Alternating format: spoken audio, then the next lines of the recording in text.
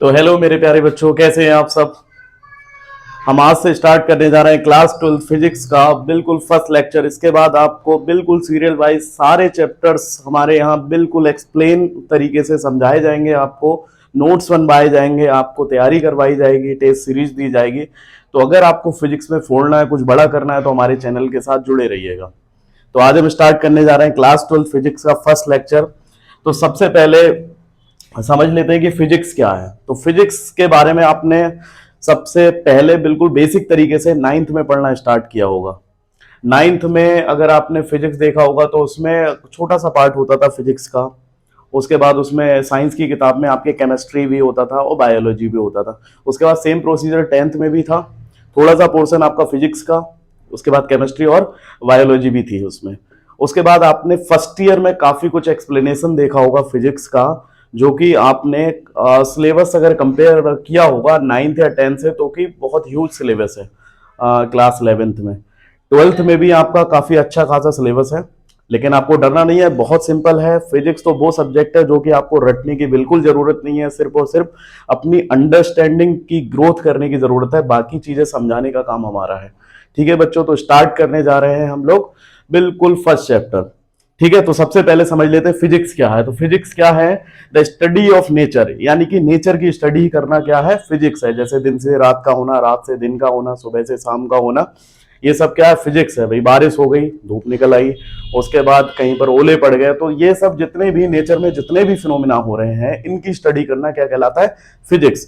तो बेसिकली आपका जो दो पार्ट होंगे बुक्स में एनसीईआरटी के अकॉर्डिंग, जिसमें आपका फर्स्ट पार्ट हम स्टार्ट करने जा रहे हैं, जिसमें आपकी फर्स्ट यूनिट एनसीईआरटी के अकॉर्डिंग सारे चैप्टर वाइज दे रखे हैं, और रेफरेंस बुक में आपको यूनिट वाइज मिलेंगे सारे चैप्टर। तो मैं रेफरेंस बुक के अकॉर्डिंग करवाऊंगा आपको, और एनसीईआरटी से मिलता जुलता भी होगा, तो बिल्कुल टेंशन लेने की जरूरत नहीं है, सारा कुछ आपको इसी में मिल जाएगा। ठीक है बेटा, तो स्टार्ट करने जा रहे हैं। तो पहले हम समझते हैं कि विद्युत क्या होता है। विद्युत, क्योंकि अब आप विद्युत की ही स्टडी करोगे इस चैप्टर में। क्या? विद्युत।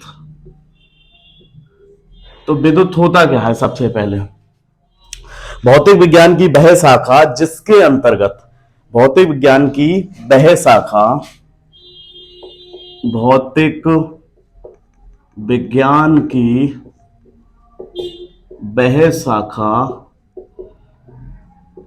वह शाखा जिसके अंतर्गत, जिसके अंतर्गत आवेश का, आवेश का अध्ययन किया जाता है। आवेश का क्या किया जाता है?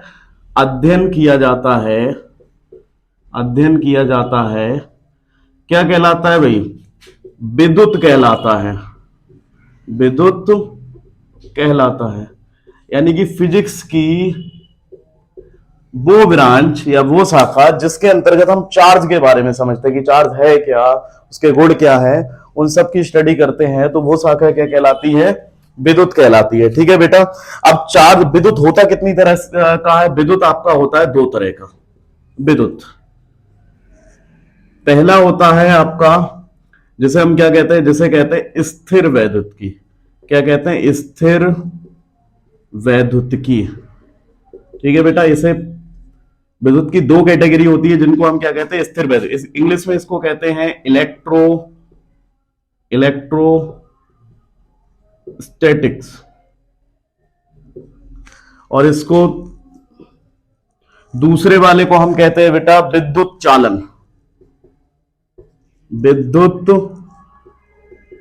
चालन, इसी को आप इलेक्ट्रिक करंट भी कह देते हो, या इसी को आप इलेक्ट्रो डायनामिक्स भी बोलते हो, या इसको इलेक्ट्रोडायनेमिक्स भी हम बोलते हैं। ठीक है, तो स्थिर वैद्युत में आप अगर इसको अलग अलग करके देखोगे तो आपको दो चीजें दिखाई देंगी, एक तो स्थिर और दूसरा क्या है? वैद्युत की। स्थिर का मतलब क्या है? स्थिर का मतलब है कोई भी चीज क्या है? रेस्ट पोजीशन में, यानी कि रुकी हुई है। ठीक है, यानी कि स्थिर है। और वैद्युत की का क्या मतलब होता है? वैद्युत की किससे मिलकर बना है? विद्युत से। तो यानी कि यहां पर विद्युत क्या होगा? रेस्ट होगा। यहां पर इसका मतलब इलेक्ट्रो का मतलब होता है इलेक्ट्रॉन, यानी कि जो यहां पर वैद्युत की है वो यहां पर क्या है? इलेक्ट्रो। तो इलेक्ट्रो का मतलब होता है इलेक्ट्रॉन, और इलेक्ट्रॉन पे क्या होता है? इलेक्ट्रॉन पे होता है बेटा चार्ज। ठीक है। और स्टैटिक्स जो आपका ये है, ये वाला पोर्शन, स्टैटिक्स का मतलब होता है एट रेस्ट। तो यानी कि यहां पर चार्ज के बारे में तो स्टडी करते हो, लेकिन कैसे चार्ज के बारे में स्टडी करते हो? जो चार्ज रुका हुआ है, जो चार्ज रेस्ट पोजीशन में है। समझ चुके बेटा? ठीक है। तो स्थिर वैद्युतिकी का मतलब क्या है? स्थिर वैद्युत, यानी कि यहां पर चार्ज क्या है? रेस्ट पोजीशन में। ठीक है। उसके बाद आप पढ़ते हो विद्युत चालन। तो विद्युत का तो आपको पता ही भाई, चार्ज से रिलेटेड है ये। ठीक है, इलेक्ट्रॉन से रिलेटेड है। चालन का मतलब क्या हुआ? कोई भी चीज मूविंग कंडीशन में या मूव कर रही है तो वो किसकी कैटेगरी में आती है? चालन की। तो इसको हम समझते हैं। इलेक्ट्रोफोर क्या होता है? इलेक्ट्रो का मतलब होता है चार्ज, यानी कि इलेक्ट्रॉन। और डायनामिक्स का मतलब क्या होगा बेटा? डायनामिक्स का मतलब होगा इन मूविंग। ठीक है। तो यहां पर चार्ज किस कंडीशन में होगा? मूविंग कंडीशन में होगा, चार्ज फ्लो कर रहा होगा। तो फर्स्ट यूनिट में आपको किसके बारे में पढ़ना है? फर्स्ट यूनिट में आपको पढ़ना है इसके बारे में, स्थिर वैद्युतिकी के बारे में पढ़ना है। तो there are total 4 chapter. Chapter number 1 आपका यहां होने वाला है। मैं चारों चैप्टर के बारे में बता दे रहा हूं। चैप्टर नंबर 1 होगा आपका कूलाम का नियम तथा वैद्युत क्षेत्र। एनसीईआरटी में वैद्युत क्षेत्र करके दे रखा है, आवेश तथा वैद्युत क्षेत्र। और चैप्टर नंबर 2 होने वाला है आपका रेफरेंस बुक के अकॉर्डिंग वैद्युत फ्लक्स।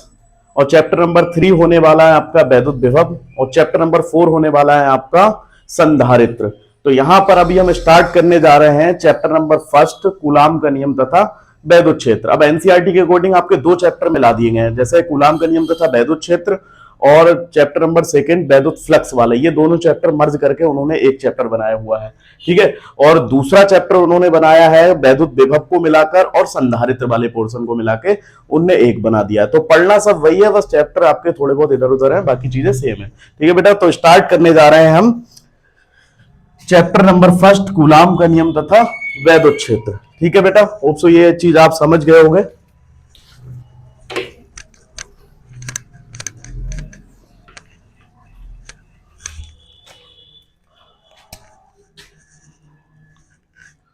तो ये है आपका चैप्टर नंबर 1 और इसका नाम क्या है? कूलाम का नियम, कूलाम का नियम तथा वैद्युत क्षेत्र। इंग्लिश में इसे कहते हैं कूलाम्स लॉ,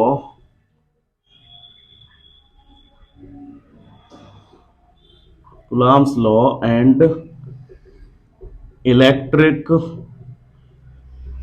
फील्ड। ठीक है। तो जाहिर सी बात है, नाम से ही क्लियर है भाई, नाम में बहुत कुछ छुपा होता है। जो चैप्टर का नाम होगा उससे रिलेटेड ही क्या होंगे? टॉपिक्स होंगे।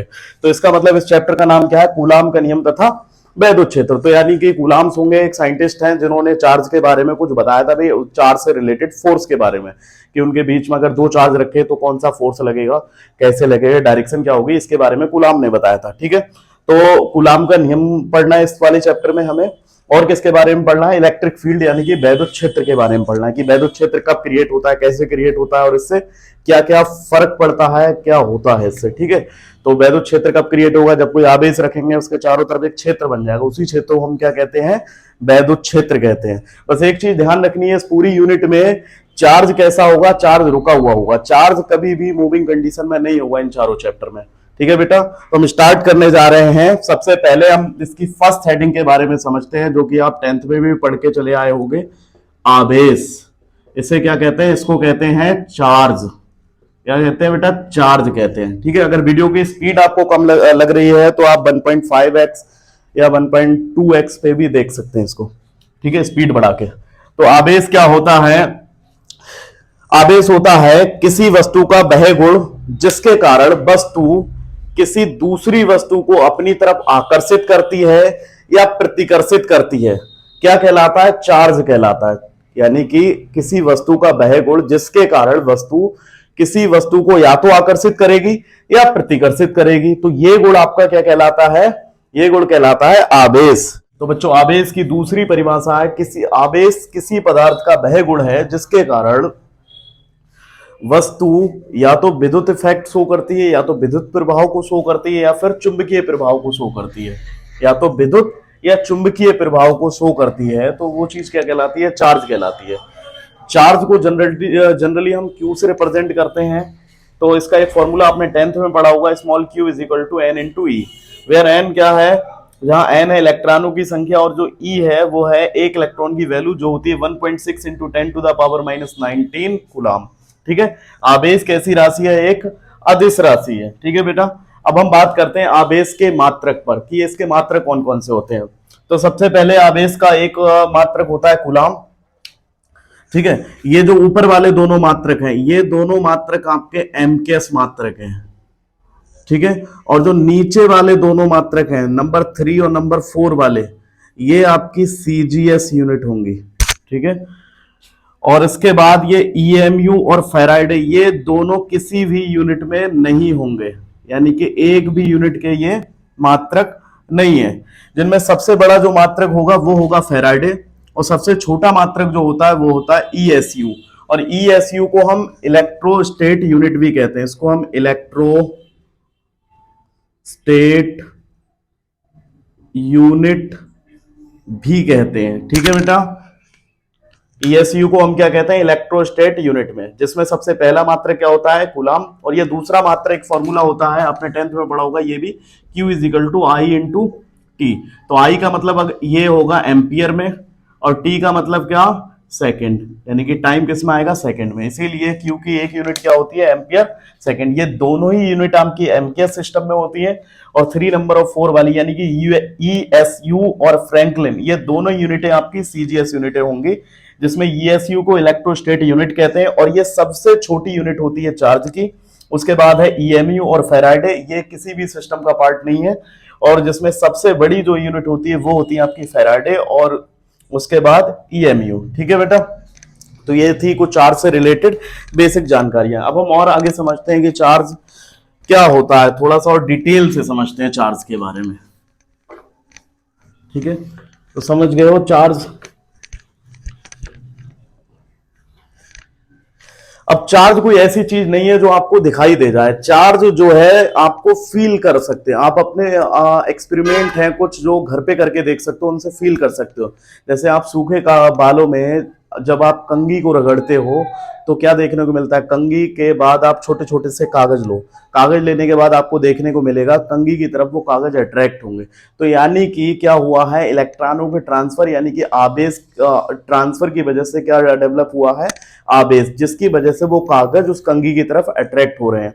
आप और भी बहुत सारे एग्जाम्पल हैं, जैसे मान लो कोई भी चीज है, जैसे आप टाट का कट्टा लो, उससे छोटी छोटी डोरियां हैं वो निकाल लो, उसके बाद निकालने के बाद आप उनको हाथ से रब करो, तो वो डोरियां पहले तो बिल्कुल सिंपल होंगी, उसके बाद वो थोड़ी देर बाद जब आप रब करने के बाद छोड़ दोगे, उसके बाद वो एक दूसरे को रिपेल करती हुई नजर आएंगी। तो इसका मतलब वहां पर भी आपको आवेश की घटना शो होगी। ठीक है, तो बेसिकली आवेश आपका कितनी तरह का होता है? 2 तरह का होता है। आवेश आपका कितने प्रकार का होता है? 2 प्रकार का होता है। सबसे पहला प्रकार कौन सा है? धनात्मक आवेश, धनात्मक आवेश, और दूसरा ऋणात्मक आवेश। धनात्मक आवेश और ऋणात्मक आवेश। कहीं पर भी अगर समझ लो धनात्मक आवेश है तो इसका मतलब यह है कि धनात्मक आवेश है तो उसका मतलब क्या है? वहां पर इलेक्ट्रॉनों की क्या होगी? इलेक्ट्रॉनों की होगी कमी, क्योंकि जब भी किसी बॉडी से इलेक्ट्रॉन निकल जाएंगे तो उसके ऊपर आ जाएगा पॉजिटिव चार्ज, यानी कि धनात्मक आवेश। तो उसे हम क्या कहते हैं?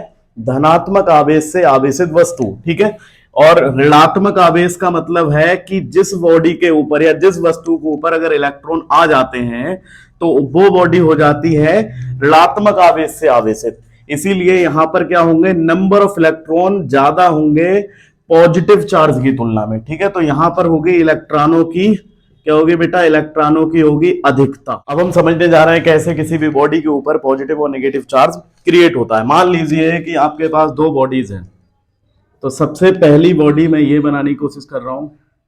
ठीक है, तो इसमें मैंने नेगेटिव, भाई सिंपल सी बात है, कोई भी वस्तु कैसे बनती है? अभी जस्ट समझाया था आपको। कोई भी वस्तु है तो वस्तु जो बनती है वो कैसे बनती है? वस्तु मिलके बनती है पदार्थ से, और पदार्थ किससे मिलके बनता है? अणुओं से मिलके बनता है। जब कई सारे अणु मिलते हैं तो क्या बनता है? पदार्थ। और अणु किससे मिलके बनते हैं भाई? परमाणुओं से मिलके बनते हैं। और परमाणु में बेसिक चीजें क्या होती हैं? इलेक्ट्रॉन। भाई एलिमेंट्री पार्टिकल होते हैं प्रोटॉन और न्यूट्रॉन होते हैं, ठीक है। तो न्यूट्रॉन का तो इतना रोल नहीं होता है। पॉजिटिव और नेगेटिव के लिए जिम्मेदार कौन होते हैं? इलेक्ट्रॉन और प्रोटॉन। चार्ज के लिए जिम्मेदार कौन होते हैं? इलेक्ट्रॉन और प्रोटॉन, क्योंकि electron has a content negative electrically neutral. ये कैसा होता है? Electrically neutral. Electron has a content negative charge and proton has a content positive charge. Proton पे पॉजिटिव चार्ज होता है, इलेक्ट्रॉन पर नेगेटिव चार्ज होता है। तो अभी मैं ये बॉडी बना रहा हूं, तो मान लीजिए इसमें 3 इलेक्ट्रॉन है और मान लीजिए इसमें 3 ही क्या है? प्रोटॉन है। अब मैं किसी दूसरी बॉडी है उससे रब करने की कोशिश कर रहा हूं, तो वो बॉडी मैं यहां पर बना। मान लीजिए 2 वस्तुएं हैं, ठीक है। तो इसके ऊपर ये नेगेटिव चार्ज, ये नेगेटिव चार्ज, ठीक है, ये नेगेटिव चार्ज, यहाँ ये पॉजिटिव, यहाँ ये पॉजिटिव, यहाँ ये पॉजिटिव, यहाँ ये पॉजिटिव, ठीक है। तो इतना ही बनाइए, बाकी का हम देखते हैं, ठीक। तो अभी इन 2 बॉडीज को मैं आपस में क्या कर रहा हूं? रब कर रहा हूं। तो रब कर रहा हूं, तो रब करने के बाद क्या देखने को मिलेगा? मान लीजिए कि इन दोनों बॉडी को मैंने रब किया, तो रब करने की वजह से आप क्या कर रहे हो? अपनी मस्कुलर एनर्जी प्रोड्यूस करो, मतलब लगाओगे दोनों वस्तुओं पर। अब वो मस्कुलर जो एनर्जी होगी वो कहां कन्वर्ट होगी भाई? वो एनर्जी मिल जाएगी जो आउटर मोस्ट सेल में जो इलेक्ट्रॉन होते हैं उनको मिलेगी, ठीक है। अभी उनको मिलेगी, फिर क्या होगा? सारे के सारे इलेक्ट्रॉन जो भी आउटर मोस्ट सेल में होंगे वो क्या हो जाएंगे? फ्री इलेक्ट्रॉन हो जाएंगे। वो खुलने के बाद भी दूसरी कक्षाओं में जंप करेंगे, जिसकी वजह से क्या होंगे? इलेक्ट्रॉन एक जगह से दूसरी जगह जाने लगेंगे। अब इलेक्ट्रॉन के जाने से क्या होता है? अगर एक बॉडी से निकलकर इलेक्ट्रॉन दूसरी बॉडी पर जाते हैं, तो जिस बॉडी से निकले तो वहां पर क्या हो जाएगी? इलेक्ट्रॉनों की कमी, और जिस बॉडी पर पहुंचे वहां पर हो जाएगी इलेक्ट्रॉनों की अधिकता, ठीक है।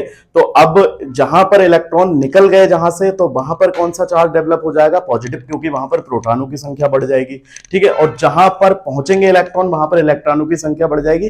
तो इसका मतलब क्या है कि वहां पर नेगेटिव चार्ज आ जाएगा, ठीक है। और पहली वाली बॉडी पे क्या आ जाएगा? Positive charge. तो हम ये मान लेते हैं कि यहां पर 4 इलेक्ट्रॉन है। पहली बॉडी में कितने इलेक्ट्रॉन दिखाई दे रहे हैं बेटा आपको? 4 इलेक्ट्रॉन। प्रोटॉन कितने हैं? 4 ही प्रोटॉन है। इस वाली बॉडी में कितने इलेक्ट्रॉन दिखाई दे रहे हैं? 3 इलेक्ट्रॉन। इस वाली बॉडी में कितने प्रोटॉन दिखाई दे रहे हैं? 3 प्रोटॉन। अब देखो क्या देखने को मिलेगा? मान लो ये 3 इलेक्ट्रॉन जो हैं, ठीक है, मैंने इन दोनों को रब किया, ये आउटर मोस्ट सेल में थे, ये तीनों इलेक्ट्रॉन निकलकर कहां जंप कर गए?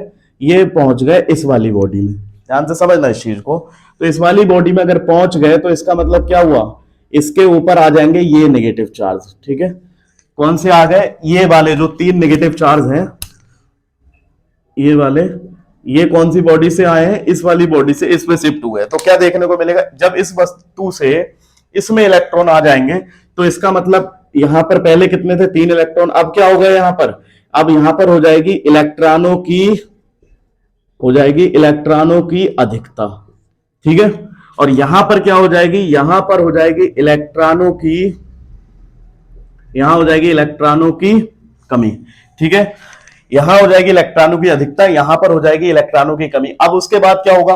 देखो जहां पर इलेक्ट्रॉन शिफ्ट हुए, यहां से इलेक्ट्रॉन आए, अब हम काउंटिंग करते हैं कि अब इस सिचुएशन में जब इलेक्ट्रॉन ट्रांसफर हो गए तो कितने कितने इलेक्ट्रॉन है। देखो इस वाली बॉडी में हम इलेक्ट्रॉनों की संख्या काउंट करते हैं, तो 1 2 3 4 5 6। अभी इस समय कितने इलेक्ट्रॉन हो गए? 6 इलेक्ट्रॉन। प्रोटॉन कितने हैं?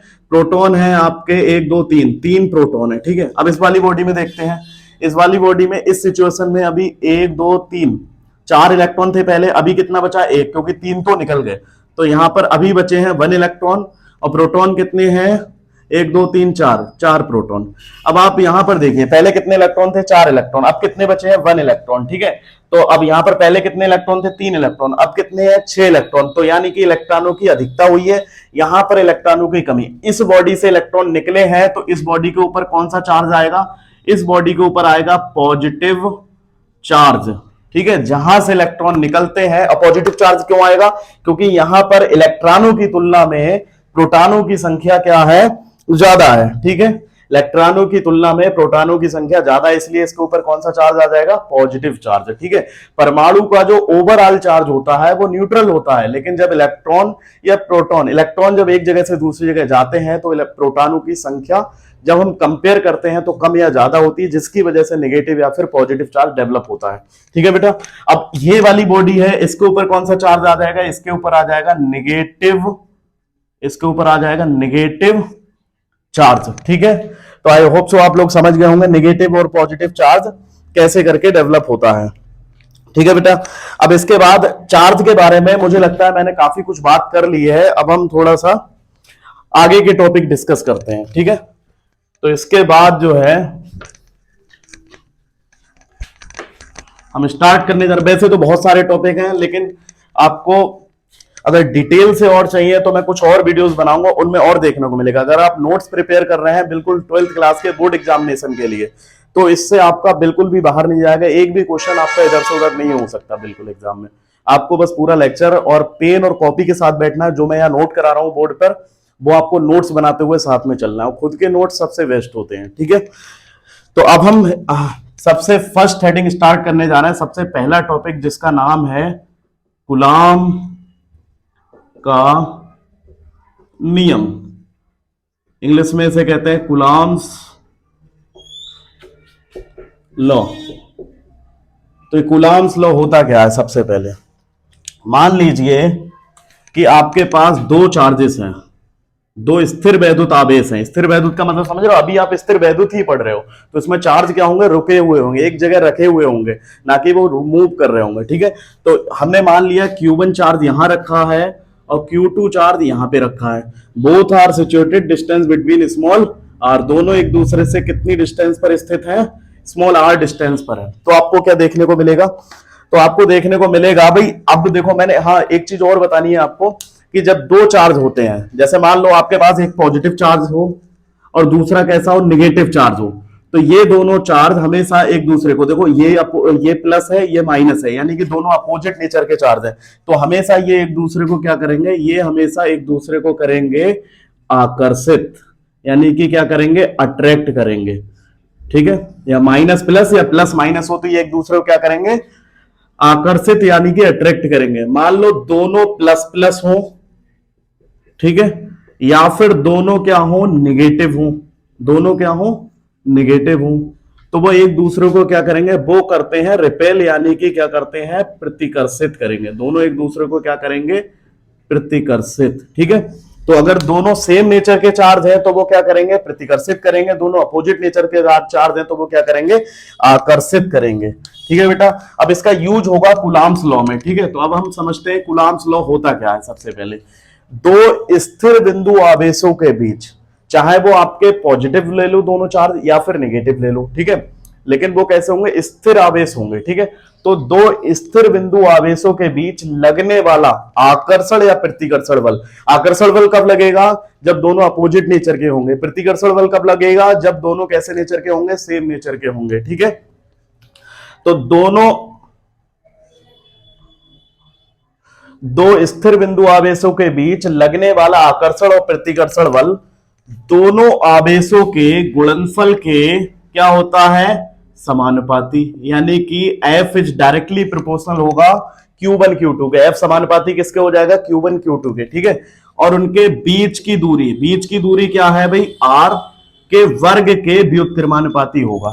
ठीक है, अब ये चीज आई कहां से, ये चीज इंस्पायर हुए थे कूलाम, ये इंस्पायर हुए थे न्यूटन्स लॉ ऑफ ग्रेविटेशन से। न्यूटन्स लॉ ऑफ ग्रेविटेशन में आपने क्या देखा था, न्यूटन ने ये बताया था, जब दो द्रव्यमान एक दूसरे से स्मॉल r डिस्टेंस पे रखे हो तो उनके बीच लगने वाला सिर्फ आकर्षण बल, यहां प्रतिकर्षण नहीं, सिर्फ आकर्षण बल क्या होता है, दोनों द्रव्यमानों के गुणनफल के समानुपाती और उनके बीच की दूरी यानी कि r के वर्ग के व्युत्क्रमानुपाती होता है। जब हम इन दोनों को कंबाइन करते तो क्या आता था, m1 m2 upon r square, तो f इज डायरेक्टली प्रोपोर्शनल, ये सिंबल हटेगा, डायरेक्टली प्रोपोर्शनल, तो एक कांस्टेंट आ जाएगा जो कि क्या होगा, capital G, m1 m2 upon r square. तो इनसे ही इंस्पायर होके कूलाम्स ने दो चार्जेस को स्मॉल r डिस्टेंस पे रख के देखा तो उन्होंने देखा कि उनके बीच या तो आकर्षण बल लग रहा था या प्रतिकर्षण बल, तो उन्हीं बलों को डिफाइन करने के या उसी बल को डिफाइन करने के लिए कूलम्ब्स लॉ इंट्रोड्यूस करा गया था। तो सबसे पहले यहां पर क्या निकल के आया, F is equal to G m1 m2 upon r square, where capital G gravitational constant and its value is 6.67 into 10 to the power -11 newton metre square per kg square. ये आप इसकी वैल्यू निकल के आती थी। अब हम फिलहाल शिफ्ट होते हैं कूलम्ब्स लॉ पे। जैसे इन्होंने दो द्रव्यमान लिए थे, ऐसे इन्होंने दो चार्ज लिए, डिस्टेंस यहां भी आर रखी, तो उन्होंने देखा कि यहां पर देखो फोर्स जो है दोनों द्रव्यमानों के गुणनफल के समानुपाती है। तो यहां पर फोर्स क्या है, दोनों चार्जेस के गुणनफल के समानुपाती है, और उनके बीच की दूरी के वर्ग के क्या है, व्युत्क्रमानुपाती। तो यहां पर भी वही दोनों चार्जेस के बीच की दूरी क्या है, आर, उसके वर्ग के क्या है, व्युत्क्रमानुपाती। कौन क्या है व्युत्क्रमानुपाती, लगने वाला अट्रैक्शन या फिर रिपल्सन फोर्स। तो इन्होंने क्या देखा, इन्होंने इन दोनों को किया कंबाइन, तो कंबाइन करने के बाद यह है Q1 Q2 upon R square. तो जब ये समानुपाती का सिंबल हटता है तो वहां पर क्या आ जाता है, एक कांस्टेंट आ जाता है। वो कांस्टेंट हम क्या ले रहे हैं, स्मॉल के, और ये आ जाएगा स्मॉल के Q1 Q2 upon R square. ठीक है, जहां स्मॉल के एक समानुपाती नियतांक है। अब इसका मान क्या होगा, इसका जो मान होता है वो होता है 1/4 पाई एप्सिलॉन नॉट, और इसकी जो न्यूमेरिक वैल्यू होती है वो होती है 9 इंटू 10 टू द पावर 9। अगर हम इसके यूनिट की बात करें तो रटना नहीं है आपको, स्मॉल के की यूनिट चाहिए, तो ये आर स्क्वायर मल्टीप्लाई में जाएगा एफ के, तो एफ का मतलब न्यूटन और आर स्क्वायर का मतलब भी डिस्टेंस है तो मीटर स्क्वायर, और Q1 Q2 अपॉन में आएंगे तो इसका मतलब अपॉन कूलम्ब स्क्वायर। तो मात्रक इसका क्या बन जाएगा, न्यूटन मीटर स्क्वायर पर कूलम्ब स्क्वायर। ठीक है, तो अब हम यहां पर यूज कर लेते हैं F is equal to 1/4 pi epsilon naught Q1 Q2 upon R square. अब यहां पर अगर हम इसकी वैल्यू पुट करेंगे तो क्या आएगा, 9 into 10 to the power 9 Q1 Q2 upon R square. अब ये सिचुएशन आपकी तब है जब ये दोनों चार्जेस कहां रखे हुए हैं, इन दोनों चार्जेस के बीच का माध्यम क्या हो, निर्वात या फिर वायु हो। ठीक है, मान लो ये दोनों चार्जेस आपके किसी डाइलेक्ट्रिक मीडियम या परावैद्युत माध्यम में रखे हो, जैसे कांच हो गया, मोम हो गया, ठीक है, ऐसे किसी भी मीडियम में रखे हो, तो यहां पर वैल्यू क्या आएगी। तब बस इतना करना है आपको, अगर यदि शायद दिखता नहीं होगा आप लोगों, ऊपर लिखना पड़ेगा, यदि दोनों चार्जेस या दोनों आवेश के बीच परावैद्युत माध्यम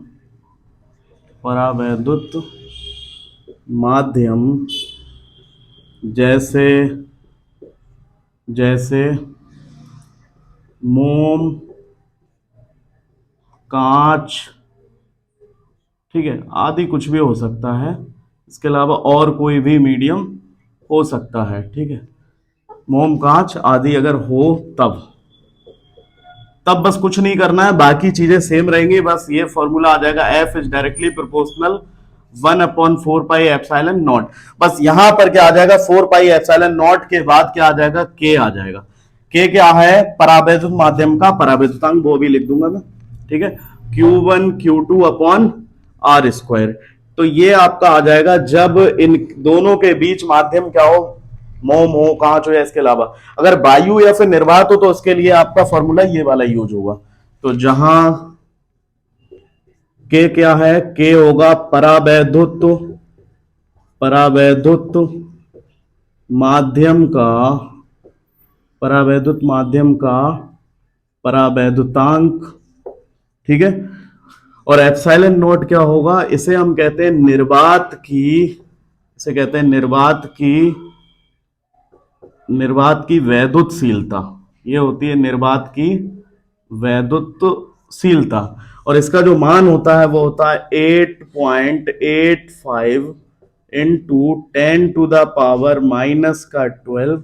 अब देखो इसकी यूनिट अगर हम निकालने की कोशिश करें तो एप्सिलॉन नॉट जाएगा ऊपर और एफ कहां जाएगा, नीचे। तो रटनी नहीं है कोई भी चीज, जैसे ये वाला फॉर्मूला है, F is equal to, formula है आपका F is equal to 1/4 pi epsilon naught और Q1 Q2 अपॉन और इसको अब मान लो एप्सिलॉन नॉट आपको इसकी यूनिट निकालनी है, तो एप्सिलॉन नॉट यहाँ से उठाओगे, क्रॉस मल्टीप्लीकेशन करोगे तो कहाँ पहुंच जाएगा, यहाँ, और एफ कहाँ आ जाएगा, एफ आ जाएगा यहाँ। अब देखो यहाँ से यूनिट निकालनी है, तो Q1 Q2 की यूनिट क्या हो जाएगी, coulomb into coulomb, coulomb square. F की यूनिट क्या होगी, न्यूटन, और आर स्क्वायर की यूनिट क्या हो जाएगी, मीटर स्क्वायर। तो इसकी यूनिट हो जाएगी कूलाम स्क्वायर प्रति न्यूटन मीटर स्क्वायर। अब देखो कई बार इसकी डायमेंशन भी पूछी गई है, वो भी हमें लिखनी है। तो डायमेंशन देखो क्या लिखोगे, डायमेंशन आप लिखोगे, इसकी डायमेंशन हम निकाल सकते हैं। देखो अब जब इसका मात्रक हमें पता है, मात्रक क्या है, मात्रक है coulomb square per newton metre square. Coulomb square का मतलब 80, और 80 का क्या हो जाएगा, स्क्वायर हो जाएगा। न्यूटन का मतलब MLT-2, ठीक है, और उसके बाद क्या है, मीटर स्क्वायर, इसका मतलब क्या हो जाएगा, L स्क्वायर। ठीक, तो अब इसे सॉल्व कर लो थोड़ा सा। अब सॉल्व कर लो तो क्या आ जाएगा, ये आ जाएगा A स्क्वायर T स्क्वायर, ठीक है, या सीधे सीधे हम पावर को ही सॉल्व कर ले रहे हैं। ये देखो m को ऊपर ले जाओ तो m हो जाएगा, ठीक है, l, और l क्या बन जाएगा, l की पावर 3, t की पावर -2, और ये वाला t मिलके क्या हो जाएगा, -2 ऊपर जाके प्लस का 2, सॉरी प्लस का 2, और ये वाला t प्लस का 2 पहले से ही है, तो पावर हो जाएगी कितना, 4 हो जाएगी, ठीक है। और a क्या है, a तो ऊपर है, तो ये ऐसे ही रहेगा। तो इसकी जो डायमेंशन होगी वो कितनी होगी, ml की पावर 3, t की पावर 4, और a की पावर -1। अगर हम एप्सिलॉन नॉट की डायमेंशन की बात करें तो डायमेंशन होगी आपकी, जैसे इसकी यूनिट होती है, यहां पे लिख दे रहा हूं, एप्सिलॉन नॉट की विमा। तो विमा देखो, मात्रक तो आप सीख गए हो, विमा देखो कैसे निकालते हैं। इसका मात्रक होता है coulomb square per newton metre square. तो कूलाम स्क्वायर का मतलब coulomb, Q is equal to होता है IT, तो IT का मतलब A इंटू टी, और इसका क्या हो जाएगा, होल स्क्वायर। न्यूटन का मतलब MLT-2, ठीक है, और m स्क्वायर का मतलब क्या हो जाएगा, न्यूटन मीटर स्क्वायर। लेंथ है तो लेंथ की विमा L, और L का क्या हो जाएगा, स्क्वायर। तो सॉल्व कर लो, अब इसे सॉल्व करोगे देखो क्या आएगा निकल के, ये आ जाएगा आपका, m को ऊपर लेके जाओगे तो m की पावर -1, ठीक है बेटा। L की पावर यहां पर कितनी है, L 1 और 2 पावर कितनी हो जाएगी, 3। अब 3 को ऊपर लेके जाओ, तो 3 को ऊपर लेके जाओगे तो क्या बन जाएगा, L की पावर -3, सॉरी L, और ये हो जाएगा हाँ +2, और ये हो जाएगा -3। अब -2 को ऊपर लेके जाओगे तो क्या बन जाएगी ये पावर, -2 ऊपर जाके प्लस का 2, और प्लस का 2 पहले से ही है, तो t की पावर 4 हो जाएगा। और क्या बचा, a है तो ये a, तो ये आ जाएगी फाइनली इसकी विमा एप्सिलॉन नॉट की। मात्रक भी निकाल लिया हमने, विमा भी निकाल लिया, ठीक है बेटा। अब कूलाम के नियम को हम समझते हैं डिटेल से।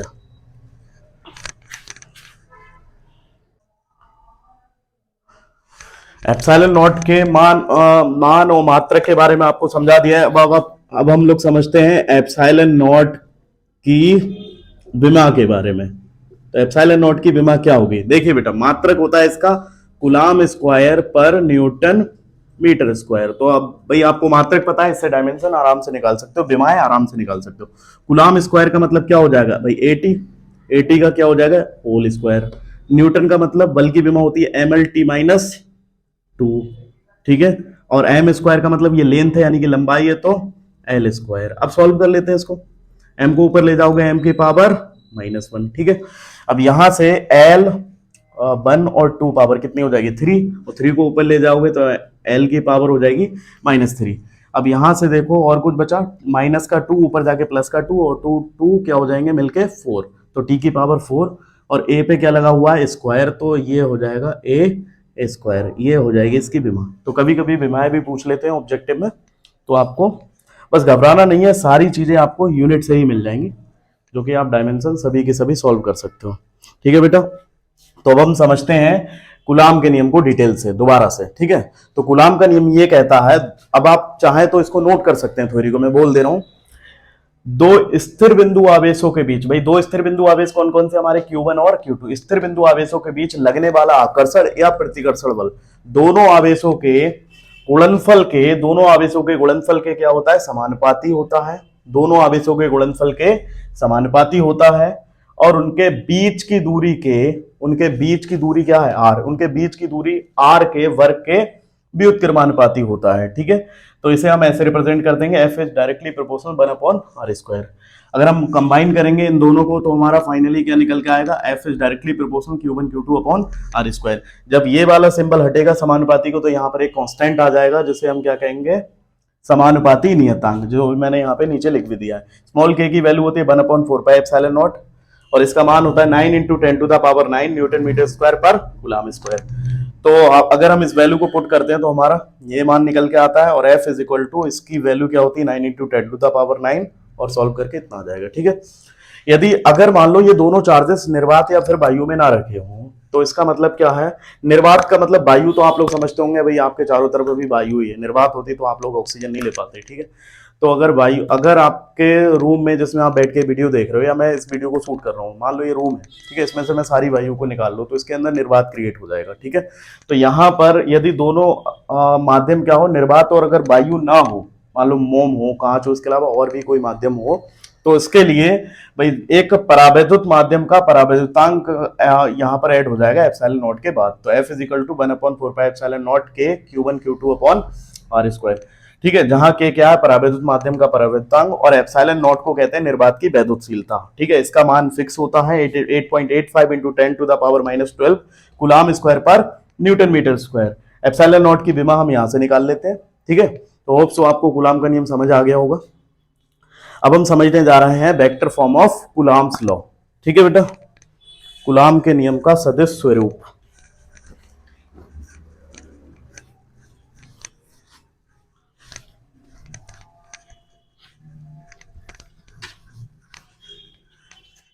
अब हम समझने जा रहे हैं कूलम के नियम का वेक्टर फॉर्म। तो मान लिया मैंने यहां पर आवेश है, यहां पर Q1 आवेश है, ठीक है, और यहां पर क्या है, Q2 आवेश है। इन दोनों के बीच की दूरी कितनी होती है, r होती है। तो यहां पर अभी हमें क्या निकालना है, वेक्टर फॉर्म निकालना है। तो यहां पर डायरेक्शन के साथ आपको रिप्रेजेंट करनी है सारी चीजें। तो यहां पर जो दूरी होगी वो क्या बन जाएगी, एक तरह से स्थिति सदिश यानी कि पोजीशन वेक्टर बन जाएगा। अगर हम बात करें भाई इस वाले की वजह से इस पे लगने वाला फोर्स वो इस तरफ होगा, इस वाले चार्ज की वजह से इस पे जो लगने वाला फोर्स होगा वो इस डायरेक्शन में होगा। अब होगा क्या, वो ध्यान से समझ लेना। Q2 की वजह से Q1 पे लगने वाला फोर्स, Q2 की वजह से Q1 पर, तो लग किस पे रहा है, 1 पे, तो 1 कहां जाएगा, यहां। किसकी वजह से लग रहा है, 2 की वजह से, तो 2 आ जाएगा यहां। ठीक है, Q1 की वजह से Q2 पे लगने वाला फोर्स, तो भाई किस पे लग रहा है, 2 पे लग रहा है। किसकी वजह से लग रहा है, 1 की वजह से, तो ये आ जाएगा F21 आ जाएगा। ठीक है, अब यहां पर स्थिति सदिश देख लीजिए। अगर यहां पर F12 है तो इसका जो स्थिति सदिश होगा इस डायरेक्शन में, स्थिति सदिश जो होगा इसका वो होगा R12 है, तो इसका स्थिति सदिश इसका उल्टा हो जाएगा R21। इसका स्थिति सदिश क्या हो जाएगा, इसका स्थिति सदिश देखो F21 है, तो इसका स्थिति सदिश इसका क्या हो जाएगा, उल्टा हो जाएगा, यानी कि R12। अब स्थिति सदिश हम किस तरह से लेते हैं, स्थिति सदिश हम कहां से चल रहे हैं, 2 से चल रहे हैं, किसकी तरफ, 1 की तरफ। तो 2 से 1 की तरफ चल रहे हैं, ये चीज रिप्रेजेंट कर रहा है। कहां से चल रहे हैं, 1 से चल रहे हैं, किसकी तरफ चल रहे हैं, 2 की तरफ। फोर्स कैसे लेते हैं, किस पे लग रहा है फोर्स, 1 पे लग रहा है, तो 1 यहां, किसकी वजह से लग रहा है, 2 की वजह से, तो 2 कहां आ जाएगा, यहां पर आ जाएगा। ठीक है, बाकी सारी चीजें सिमिलर हैं। अब हम बिल्कुल सेम ऐसे ही चलेंगे। अब आपने फर्स्ट ईयर में एक आपने पढ़ा होगा यूनिट कैप में एक रिलेशन पढ़ा होगा।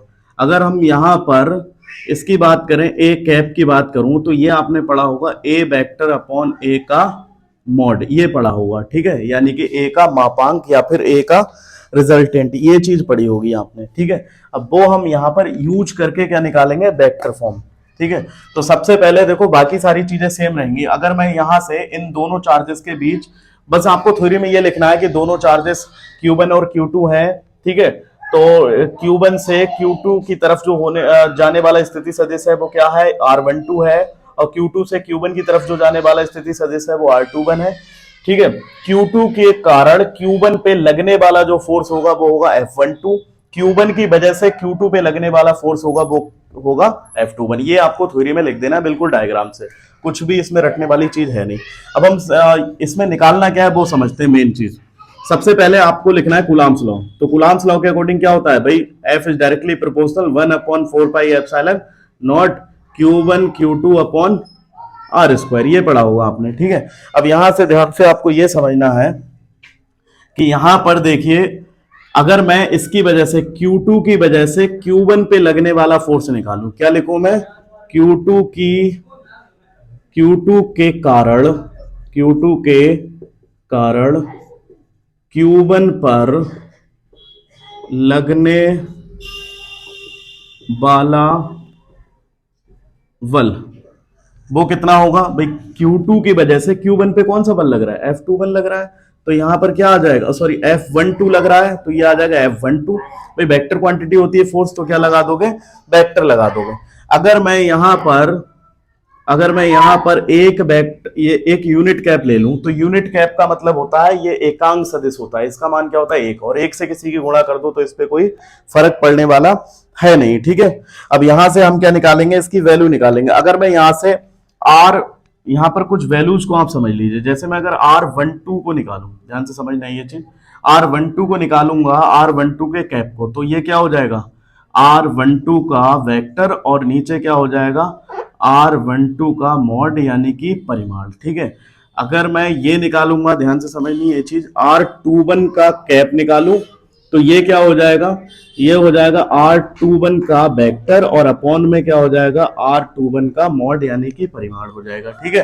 तो ये चीज है। अगर मैं थोड़ा सा इसमें चेंज करने की कोशिश करूं, स्थिति सदिश का मतलब यह एक तरह से ये है कि आप एक ही डायरेक्शन में उसकी स्थिति को ज्ञात करेंगे। जैसे मान लो अगर मैं इसकी स्थिति को चेंज करूं, फॉर एग्जाम्पल मैं R12 की जगह मैं यहां पर क्या कर दूं, R21 करूं, ठीक है, तो यहां पर भी मुझे 21 करना पड़ेगा।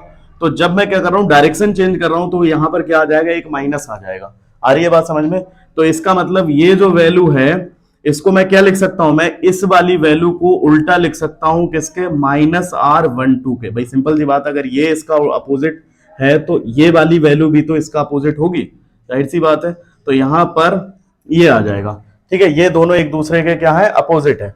तो यहां पर अगर मैं देखो F12 है, तो इसकी जगह मैं क्या लिख सकता हूं, यहां पर लिख सकता हूं मैं 12, और यहां पर R कैप का क्या लिख सकता हूं, 1 और 2। बाकी चीजें आपकी क्या रहेंगी, सेम रहने वाली है, ठीक है, और सब सेम, ठीक है। अब मैं क्या लिख रहा हूं, Q1 के कारण, अब हम बल निकाल रहे हैं Q1 के कारण Q2 पे लगने वाला बल, Q1 के कारण Q2 पर लगने वाला बल, वो देखो वो कितना होगा, Q1 की वजह से Q2 पे लगने वाला बल। भाई जाहिर सी बात है, साफ दिख रहा है आपको, F21 है, तो आप यहां पे क्या लिखोगे, F21। फॉर्मूला क्या होता है, 1/4πε0 Q1 Q2 upon R square, बाकी चीजें सेम रहेंगी। अब यहां पर आपको ये करना है, वैसे तो रटना नहीं है, आपको यहां देखना है कि ये कितना है, फोर्स F21 है, तो यहां पर स्थिति वेक्टर क्या कर दोगे, 21 कर दोगे। और यहां पर जो यूनिट वेक्टर आएगा, यूनिट वेक्टर आप सोचोगे कूलाम के नियम में नहीं था, लेकिन यहां पर इसकी वैल्यू होती है 1।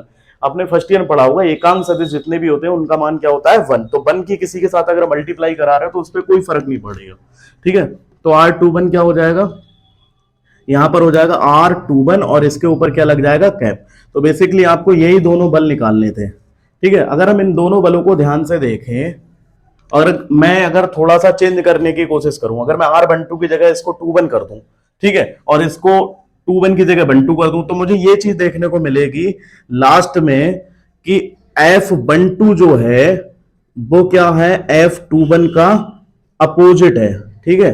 तो ये रिलेशन भी आ जाएगा अगर हम इस वाली चीज से, यानी कि यूनिट वेक्टर के मान अगर हम चेंज कर दें, तो क्या हो जाएगा, F12 किसका उल्टा हो जाएगा, F21 का। और सिंपल सी बात है भाई, ये वाला फोर्स इस वाले फोर्स का क्या होगा, अपोजिट होगा। यानी कि जब कूलाम के नियम में एक चार्ज दूसरे चार्ज पर अगर कोई फोर्स लगाता है, तो वो परिमाण में तो क्या होंगे, बराबर, लेकिन दिशा में क्या होंगे, विपरीत होंगे, अलग अलग डायरेक्शन में होंगे।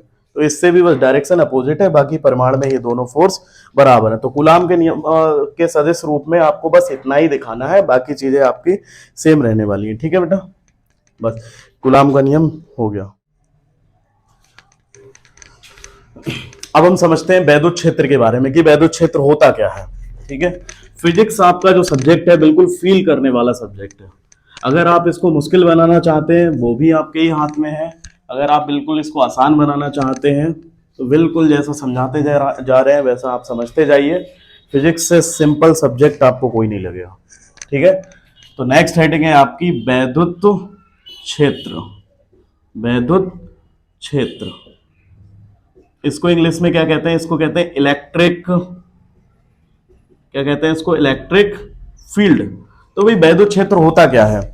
मान लो ये मैंने प्लस क्यू चार्ज यहां पे रख दिया, तो ये चार्ज, जैसे मान लो आप मैग्नेट है, मैग्नेट को अगर लो तो मैग्नेट मान लो ये चुंबक है, ठीक है, तो ये चुंबक है, तो ये अपने चारों तरफ क्या बना लेती है? एक अदृश्य क्षेत्र बना लेती है, जो क्षेत्र आपको दिखाई नहीं देता। अगर आप इस क्षेत्र में किसी लोहे को लेके आओ तो वो क्या होता है? इसकी तरफ अट्रैक्ट होता है, लेकिन अट्रैक्ट तो होता हुआ दिखता है, क्या वो क्षेत्र आपको दिखाई देता है? वो क्षेत्र आपको नहीं दिखाई देता। ऐसे क्या है, कहीं पर हम कोई चार्ज रखते हैं, आवेश को रखते हैं, तो वो अपने चारों तरफ क्या बना लेता है?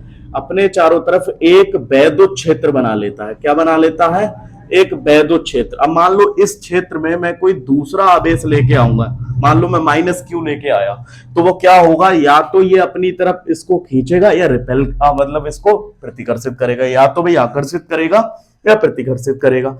अगर देखो ये प्लस है, ये मैं माइनस क्यू आवेश लेके आया हूं, तो ये क्या होगा? इसकी तरफ अट्रैक्ट होगा, इसको खींचेगा। मान लो मैं इसी क्षेत्र में मैं प्लस क्यू आवेश लेके आऊंगा, तो ये बाहर की तरफ एक फोर्स लगा के इसको दूर हटा देगा, और ये अगर मैं अपोजिट नेचर का चार्ज लगाऊं लेके आऊंगा, तो ये अंदर की तरफ एक अट्रैक्शन फोर्स लगा के उसको खींच लेगा।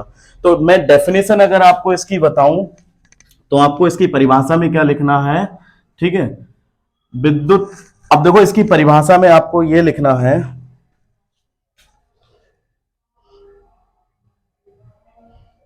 किसी वैद्युत आवेश का, आपको इसकी परिभाषा में यह लिखना है, किसी वैद्युत आवेश के चारों ओर का वह क्षेत्र जिसमें किसी अन्य आवेश को लाने पर वह आकर्षण या प्रतिकर्षण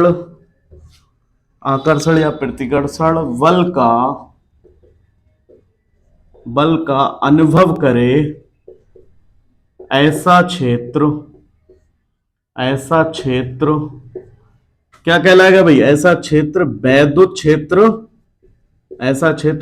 क्षेत्र कहलाता है। बिल्कुल नोट्स बनाते चलिए आप लोग, ऐसा क्षेत्र वैद्युत क्षेत्र कहलाता है। ठीक है भाई, वैद्युत आवेश के चारों तरफ का वह क्षेत्र जिसमें किसी दूसरे आवेश को अगर मैं लाऊंगा, तो वो या आकर्षण बल का अनुभव करेगा या प्रतिकर्षण बल का अनुभव करेगा।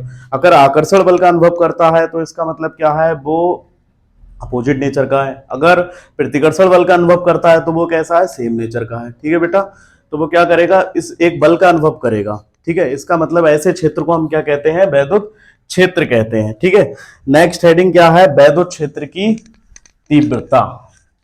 अगली हेडिंग क्या है? वैद्युत क्षेत्र की तीव्रता। वैद्युत क्षेत्र की तीव्रता, इंग्लिश में इसको कहते हैं इंटेंसिटी ऑफ इलेक्ट्रिक फील्ड। ठीक है, वैद्युत क्षेत्र की तीव्रता देखो क्या होता है।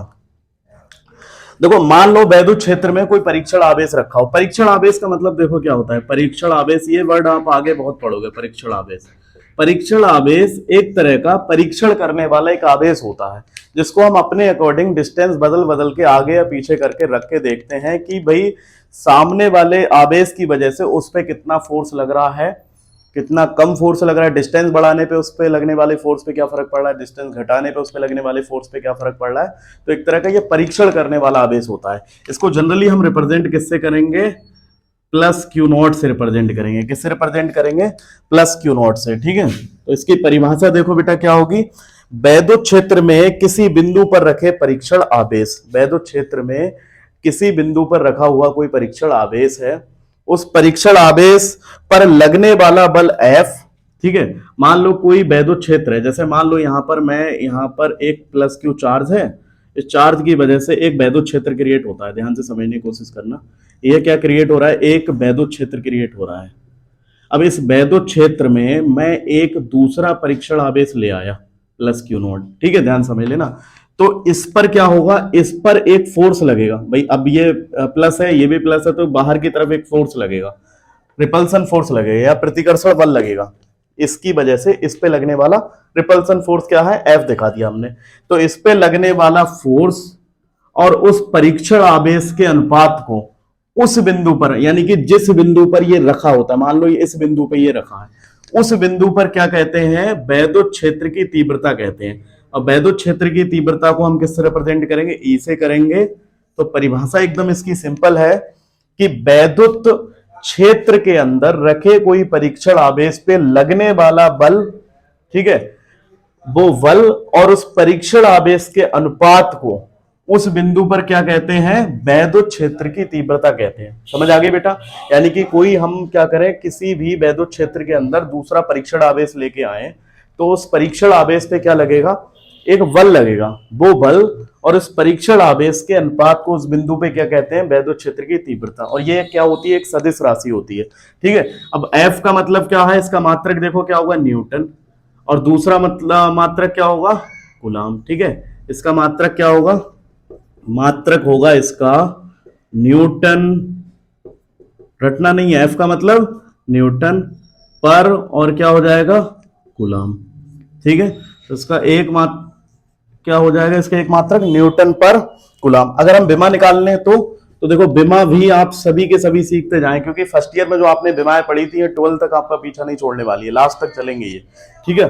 तो इसकी विमा क्या हो जाएगी बेटा, हर डेफिनेशन में लगभग आपको विमा देने ही है, विमा बतानी, भले पूछी हो या ना पूछी हो। तो यहां पर देखो एफ की विमा होती है MLT माइनस 2, और क्यू नॉट की विमा क्या होती है, 80, ठीक है। सॉल्व कर लो इसे, तो ये हो जाएगा M, ये हो जाएगा L, और T ऊपर जाके -1, और ये हो जाएगा माइनस का 3, -1 और -2 माइनस का 3, A ऊपर जाके -1। तो इसकी विमा हो जाएगी MLT -3 A -1, ये हो जाएगी इसकी विमा, ठीक है। सारा कुछ समझ गए हो। यानी कि वैद्युत क्षेत्र के अंदर अगर हम कोई परीक्षण आवेश लाते हैं, तो उस पर लगने वाला बल और इस परीक्षण आवेश के अनुपात को उस बिंदु पर क्या कहते हैं, वैद्युत क्षेत्र की तीव्रता कहते हैं। इसे हम ई से रिप्रेजेंट करते हैं, मात्रक न्यूटन पर कूलाम होता है, ठीक है। और ये क्या होती है, एक सदिश राशि होती है, इसकी विमा MLT -3 और A की पावर -1 होती है, ठीक है। अब हम नेक्स्ट हेडिंग करने जा रहे हैं, किसी बिंदु आवेश के कारण वैद्युत क्षेत्र की तीव्रता, ठीक है। तो ये हम रेज कर देते हैं। अगर आपको कोई भी टॉपिक नहीं समझ आता है तो आप कमेंट में मुझे बताइए, मैं उसकी नई वीडियो लेके आऊंगा, या हो सकता है मैं और तरीके निकालूंगा आपको समझाने के, ठीक है। किसी बिंदु आवेश के कारण, पूरे चैप्टर की रिवीजन होगी आपके इससे, और नोट्स भी बना सकते हो आप लोग साथ साथ बैठ के। किसी बिंदु आवेश के कारण किसी बिंदु आवेश के कारण वैद्युत क्षेत्र की तीव्रता। और आप लोग सभी हेडिंगों को इंग्लिश में जरूर सीखें, क्योंकि जब यूपी बोर्ड का बच्चा आफ्टर 12th ग्रेजुएशन में जाता है तो सारी बुक्स इंग्लिश में होती हैं, तो सबसे ज़्यादा प्रॉब्लम आती है। नॉलेज में, स्किल में हमारा कोई मुकाबला नहीं है यूपी बोर्ड वालों का, लेकिन बस वही पिछड़ जाते हैं, इंग्लिश की उन्हें 4 लाइनें नहीं आती हैं, ठीक है। इसलिए आप साथ साथ में सीखते रहे तो आगे दिक्कतें नहीं आने वाली है, ठीक है। तो किसी बिंदु आवेश के कारण वैद्युत क्षेत्र की तीव्रता, अब इसको इंग्लिश में कहते हैं इंटेंसिटी ऑफ इलेक्ट्रिक फील्ड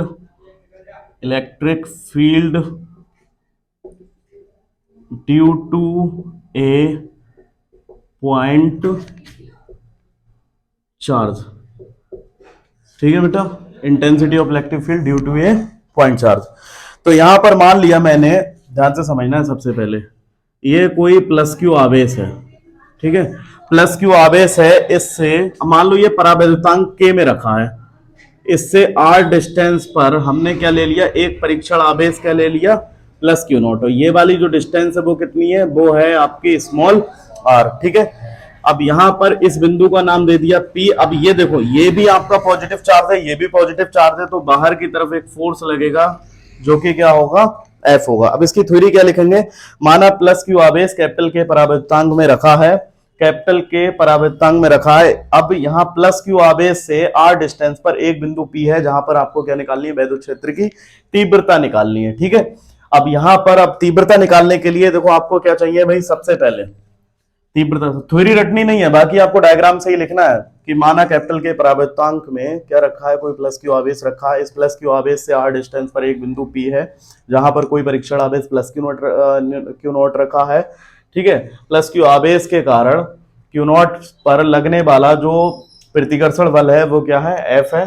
ठीक है, तो कूलाम के नियम के अनुसार प्लस क्यू और क्यू नॉट के कारण, मतलब क्यू नॉट के कारण क्यू पे लगने वाला फोर्स, तो क्या लिखोगे, कूलाम के नियम से। अब लगाओ भाई कूलाम का नियम, कूलाम के नियम से। तो कूलाम का नियम क्या होता है बेटा, भाई जहां पर दो बिंदु आवेश रखे हो उनके बीच में हम फोर्स को डिफाइन करते हैं। तो यहां पर क्या आ जाएगा भाई, यहां पर आ जाएगा F is directly proportional 1/4 pi epsilon not. देखो पहला चार्ज Q है और दूसरा चार्ज क्या है, Q नॉट, तो ये लिख गया। इनके बीच की डिस्टेंस कितनी है, R है, और R का क्या हो जाएगा, वर्ग।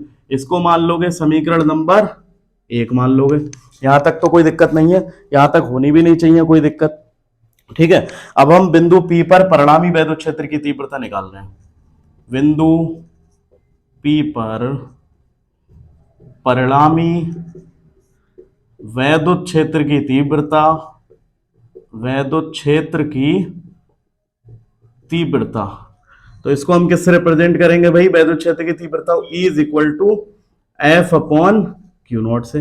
F की वैल्यू आप इक्वेशन फर्स्ट में निकाल चुके हो, तो लगा दीजिए भाई, वैल्यू क्या होती है, 1/4 pi epsilon not Q not upon में R स्क्वायर आ जाएगा, और अपॉन में क्या होगा, अपॉन में फॉर्मूले का आपका क्यू नॉट चल ही रहा है, क्यू नॉट से क्यू नॉट कैंसिल, तो E इज इक्वल टू क्या आ जाएगा, E इज इक्वल टू आ जाएगा आपका 1/4 pi epsilon not Q upon R square. तो क्या ये आपका फाइनल डेरिवेशन निकल के आएगा, किसी बिंदु आवेश के कारण वैद्युत क्षेत्र की तीव्रता। लेकिन हमने शुरू में एक लाइन बोली थी कि कैपिटल के परावृत्तांक के माध्यम में रखा है आपका प्लस क्यू आवेश, तो इसका मतलब मैंने कैपिटल के परावृत्तांक के लिए क्या बताया था आपको, यहां भी कैपिटल के आ जाएगा। और ये पहले भी सही है, अगर निर्वात तथा वायु के लिए कर रहे हो तो आप के मत लगाइए, और अगर नहीं कर रहे हो तो यहां पर भी आप के लगा दीजिए, यहां पर भी के लगा दीजिए। तो नई लाइन से क्या लिखोगे, निर्वात तथा वायु के लिए लिख दो एक लाइन। इसके लिए के का मान क्या होता है, के का मान होता है 1, तो E इज इक्वल टू कितना हो जाएगा, 1/4 पाई एप्सिलॉन नॉट, और Q अपॉन क्या हो जाएगा, R स्क्वायर। ये आपका फाइनल डेरिवेशन है किसके लिए, किसी बिंदु आवेश के कारण वैद्युत क्षेत्र की तीव्रता कितनी होगी, इतनी होगी। ये कई सारे डेरिवेशन आगे आने वाले हैं जिनमें इसकी जरूरत पड़ेगी। तो ये कुछ बेसिक्स हैं फिजिक्स के, ये आपको बिल्कुल पता होने चाहिए आगे के डेरिवेशन करने के लिए। ये पूरी यूनिट आपकी 8 नंबर की आएगी, जिसमें रेफरेंस बुक के अकॉर्डिंग 4 चैप्टर होंगे और एनसीईआरटी के अकॉर्डिंग आपके 2 चैप्टर होंगे, जो कि 8 नंबर के आने वाले हैं बोर्ड एग्जाम में। ठीक है बेटा, तो आज की वीडियो हम यहीं पर खत्म करते हैं। आगे के टॉपिक हम जल्द ही लेकर आने वाले हैं नई वीडियोस में, और उसमें सारे के सारे जो टॉपिक होंगे वो बहुत ही इंपॉर्टेंट होने वाले हैं, और वो ऐसे डेरिवेशन है कि हर साल बोर्ड एग्जाम में आने ही होते हैं। ठीक है, थैंक्स फॉर वॉचिंग।